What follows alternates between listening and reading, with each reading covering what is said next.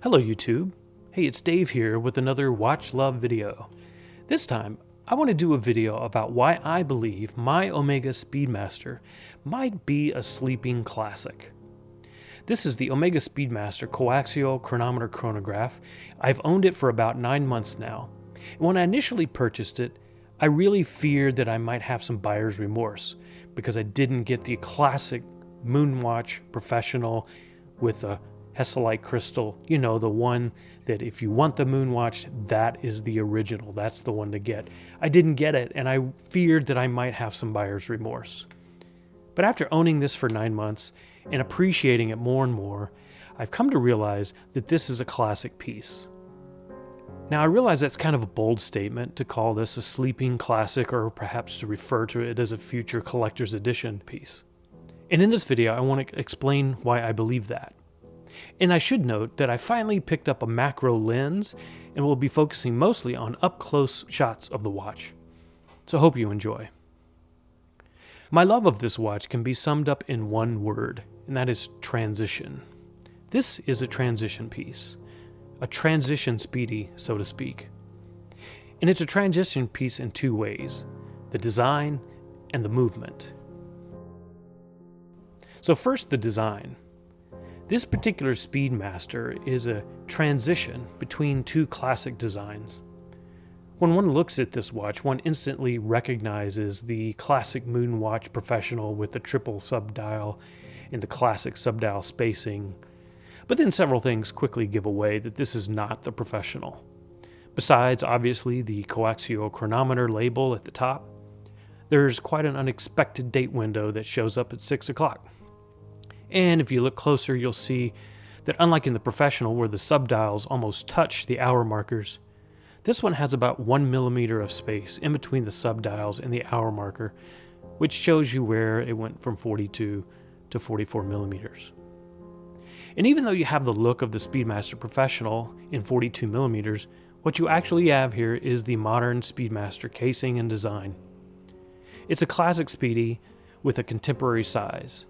And while it can wear a bit large at that size, it is really perfect for my 7¼ inch wrist. In fact, I would argue that the added bit of size and presence makes that classic Speedy look pop just a little bit more with this larger case. Modern day 44.25 millimeter Speedmasters have the latest Omega movement, and that is the Omega Caliber 9300. Now that is not in this watch, and we'll get to that in a minute. The modern-day Speedmasters, however, with the Caliber 9300, only have 2 subdials, not 3. They have the 12-hour dial and the 30-minute dial combined into one, which means that while modern Speedmasters are certainly gorgeous, they don't quite look like the classic Speedy Professional. Also, the 9300 seems to move the subdial out that extra millimeter so that the subdials touch the hour markers. But what this means is that the subdial spacing on the 9300 isn't exactly like the subdial spacing on the traditional Professional. So that is probably why there is not a third subdial on the modern Speedy. But that third subdial is on this Speedy. So to the best of my knowledge, Omega does not make a modern 44.25 Speedmaster with the traditional 3 Speedy subdials, except in this piece, which is why I think it's special. There are several advantages to having the classic traditional Professional look in a modern-day Speedmaster. First of all, you get all the advantages of the modern-day Omega technology. For example, the beats per hour in this watch are the faster 28,800, giving this watch a smoother sweep and chronometer accuracy and consistency. The Professional Caliber 1861 has the slower beat frequency of 21,600 beats per hour. Another modern touch, of course, is the sapphire crystal on the front and the back, as well as the convenience of an automatic movement. So if you're one of those who prefers the sapphire sandwich over the Hesalite crystal, I would suggest taking a look at this model. In fact, by this point, traditionalists would already have said that you've compromised by choosing the sapphire. So if you've compromised, might as well get that date window thrown in as well, which for me is an essential complication. And on this watch, it's beautifully done. There's something else that you get on this watch that's unique to modern-day Omegas, and that is Omega's latest technology, the coaxial movement. Which takes me to the second reason this watch is a great transition piece and possibly a future classic. The next thing about this watch that makes it special and makes it a transition piece is its movement. The movement is itself a transitional movement. This, the caliber 3313, moves Omega from their traditional technology, that is the lever escapement technology, to the modern George Daniel creation of the coaxial escapement.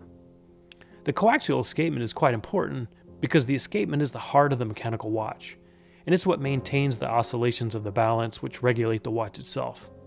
And there are a number of great videos out there on the coaxial escapement, which I suggest you check out, because I'm not going to cover all of that here. But for the sake of this video, let's just say, for better or for worse, the coaxial escapement is where Omega is now and where it is going in the future. But the transition from lever escapement to coaxial escapement was not an easy one, and that transition is embodied in the story of this movement. The caliber 3313 is Omega's first effort to incorporate the coaxial escapement into a chronograph movement. The movement that comes after this is Omega's current 9300, in which Omega goes completely in-house by building from the ground up the entire movement around the coaxial escapement. But the caliber 3313 was designed the other way around. Rather than build a movement around the escapement, Omega's first effort involved retrofitting the coaxial escapement into an existing movement. And in this case, that movement is loosely based on the Frederic Breguet chronograph movement. Now here's the thing that keeps people away from this particular watch. When you do an internet search for the caliber 3313, the first few links will tell you about nothing but the failures of this movement. And there were certainly failures in the early editions of this movement. The movement came out in 2005, but what you're looking at here is a 2010 edition, and that is the 3313B edition. The B and C editions have long corrected those problems of the initial A version. In fact, I reached out to an independent watchmaker who is Omega trained in coaxial technology, and he was very clear that after working many times on this caliber, that the later editions of this movement are very well made and perfectly reliable. So there's nothing wrong with this movement. And this particular copy has proven to be quite reliable at about +6 seconds a day. So the movement is a great movement, and it's a transition movement. So this movement tells the story of that transition between lever escapement technology and Omega's coaxial technology. And that story is in this watch. What makes this watch special? What makes it a potential sleeping classic? This is the only classic professional-style moonwatch with the modern coaxial movement. And it's got a date window to boot. So there you have it. The Omega Speedmaster Coaxial Chronometer Chronograph is a transition watch. A transition in both design and a transition in movement. So thanks for watching. I'd appreciate it if you'd give me a like and let me know your thoughts in the comment section. Thanks for tuning in and have a great day.